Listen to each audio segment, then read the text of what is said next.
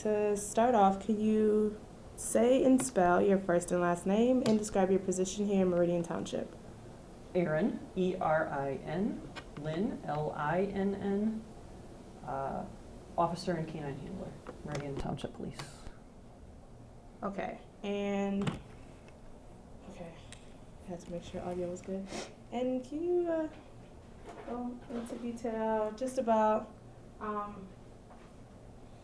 your experiences as an officer? I started with the Grand Ledge Police Department in 1998 after I went through the police academy at Lansing Community College. Okay. I worked for Grand Ledge for 2 years before I started here at Meridian Township in 2000. I've been with Meridian Township Police since 2000. I was an investigator for 4 of those years, and the rest of the time was spent on road patrol. My most recent special assignment has been as a canine handler for the department, and I started that assignment in July of 2012.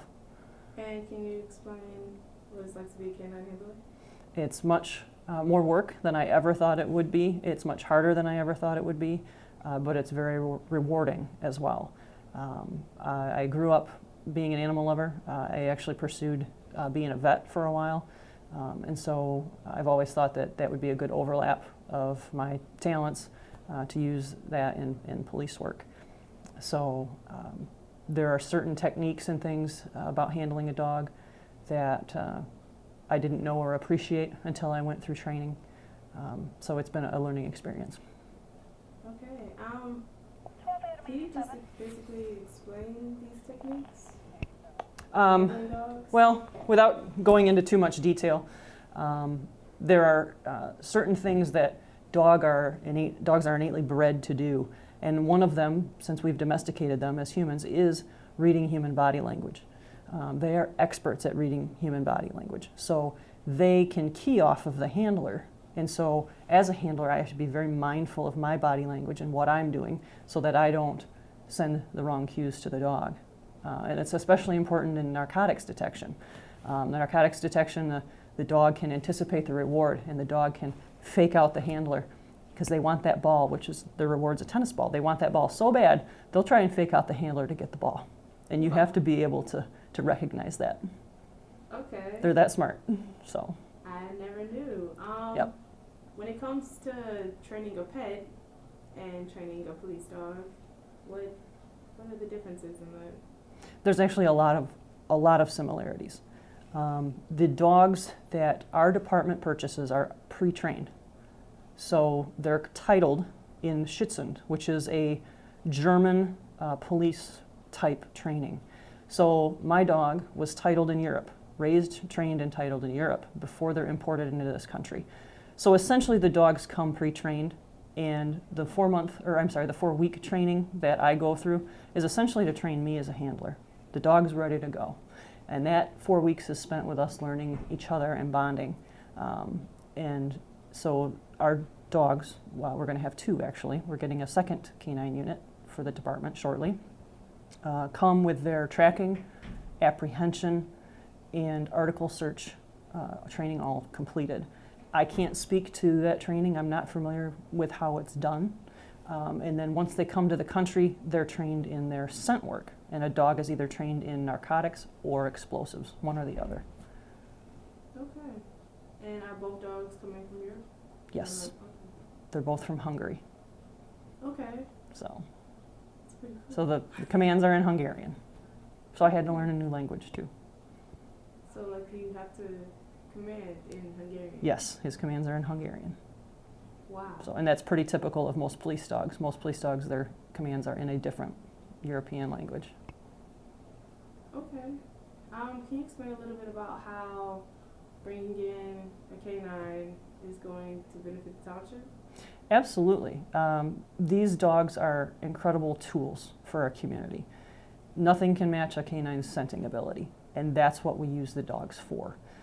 Here in Meridian Township, we do not have a large need for the apprehension portion of the dog. It's there if we need it, but we put our priorities when we order our dogs into narcotics detection and tracking, because those are what we use them the most for.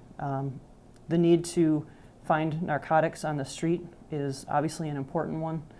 It can also benefit the township financially because there's laws in place that allow us to forfeit certain items if narcotics distribution is involved. Okay. So hopefully you get the canines with the intent that the program will pay for itself in the narcotics seizures and forfeitures. Also tracking, I find in my limited experience so far that that's one of the most frequent needs we have for our dogs is tracking suspects. We can also track missing children or say a dementia patient that's wandered away. The dogs can be used to track missing people as well. So these are great tools that can help officers perform their duties. And obviously if we perform our duties well, we benefit the community. Okay. I was told you guys had a recent encounter with canine enforcement that went wrong. Can you just give details about that? Are you referring to the first dog that we had? Okay, that was me. I went to training in July and I was assigned a dog and I trained with the dog for 2.5 weeks. After 2.5 weeks, the dog bit me. The trainer at that point said that's unacceptable and failed the dog out of training. The dog was sent back to Europe. A second dog was imported, which is my current partner, Ubi, and I started with training with him in September. Aggression towards the handler is, especially in the first 3 weeks of training, is unacceptable, and that's why the dog was returned. Okay, and the new dog is Ubi? Ubi, Ubi? U-B-Y. Oh, okay. And how's Ubi's training going so far? It's going well. He's doing very well for his age. What I didn't realize getting into this position is the dogs are just like humans. When a police officer comes out of the police academy, they are not capable of performing at their maximum level. There's a learning curve, just with any of us in any job that we do. The dogs are the same way.